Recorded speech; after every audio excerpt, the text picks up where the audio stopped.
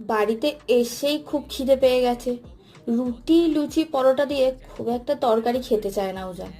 তাই ভাবলাম পনির যখন আছে পনির পরোটাই বানিয়ে দিই। খুব ছোটবেলায় মানে ওই 1 বছর হওয়ার পর পনির খেতে চাইতো না একদম। কোনোভাবেই চেষ্টা করে খাওয়াতে পারিনি।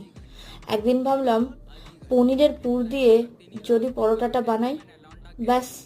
অমনি ইন্টারনেটে বেশ কটা ভিডিও দেখে হুবাহু না বানিয়ে একটু নিজের মতো করে বানিয়ে নিয়েছিলাম। আর ব্যাস, তারপর থেকেই পনির পরোটা ওর প্রিয় খাবারের তালিকার মধ্যে। আর লুচি পরোটা হলে থালা নিয়ে এইভাবেই পিছনে অপেক্ষা করে। আর পাড়ার অনুষ্ঠানের বাকি গান তো সামনে বসে তো আর শোনা গেল না, তাই ওই পিছন থেকেই শুনলাম।